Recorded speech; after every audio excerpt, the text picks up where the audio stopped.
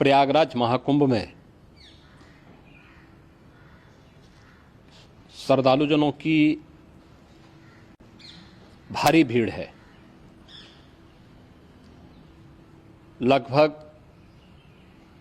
8 से 10 करोड़ श्रद्धालु इस समय प्रयागराज के अंदर मौजूद है। कल भी 5.5 करोड़ श्रद्धालुजनों ने महाकुंभ का स्नान किया था। ये जो भारी दबाव श्रद्धालुजनों के कारण और श्रद्धालुओं के संगम नोच पर जाने के कारण वहां पर एक बना हुआ है, लेकिन पूरा प्रशासन मौके पे वहां मौजूद है।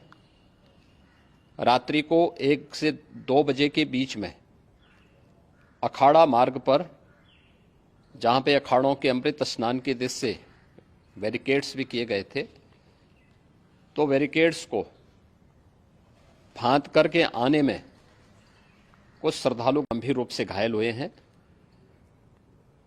उन्हें तत्काल हॉस्पिटल में पहुंचा करके उपचार आदि की व्यवस्था उनके लिए की गई है। उनमें से कुछ श्रद्धालु गंभीर रूप से घायल हैं।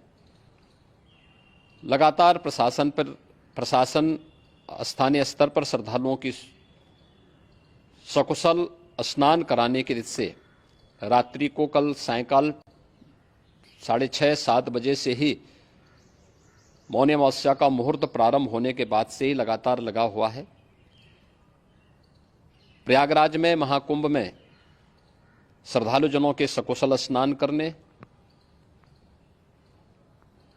अमृत स्नान के लिए देश भर से आए हुए श्रद्धालुजनों की व्यवस्था के लिए, उनके कुशल क्षेम के लिए आदरणीय प्रधानमंत्री जी का प्रातःकाल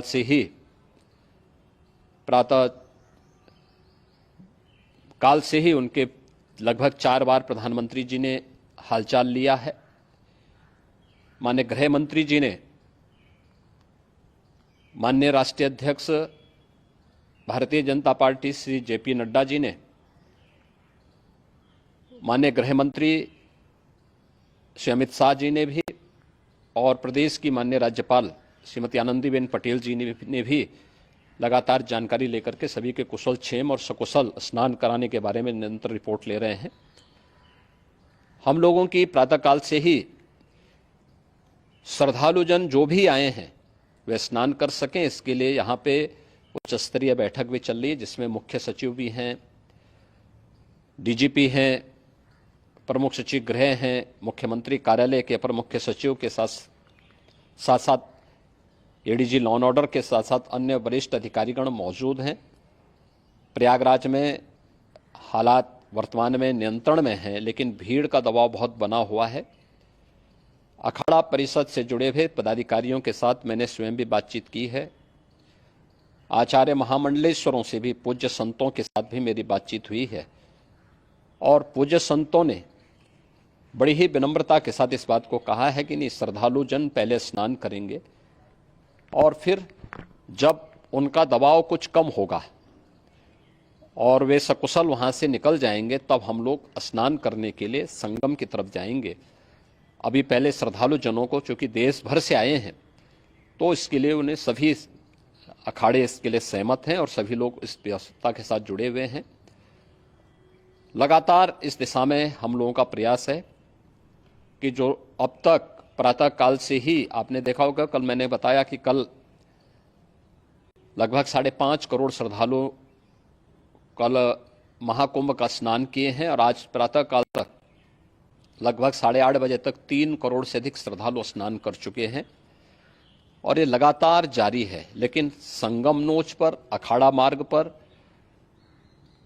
नागवासुकी मार्ग पर लगातार दबाव बना हुआ है, और वहां पर श्रद्धालुजनों की सुविधा के लिए भी हर प्रकार की वहां पर प्रशासन पूरी मुस्तैदी के साथ लगा हुआ है।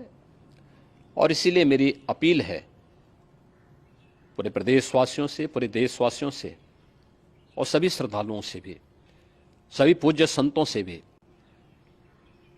कि अफवाह पर कोई ध्यान न दें, संयम से काम लें। यह सब आयोजन सभी लोगों का है। प्रशासन उनकी सेवा के लिए पूरी तत्परता के साथ लगा हुआ है। केंद्र और राज्य सरकार पूरी मजबूती के साथ वहां पर हर प्रकार का सहयोग करने के लिए तत्पर है। लेकिन कोई किसी अफवाह पर ध्यान न दे। कोई भी व्यक्ति नकारात्मक अफवाह फैलाने का प्रयास करेगा, उस प्रकार से नुकसान हो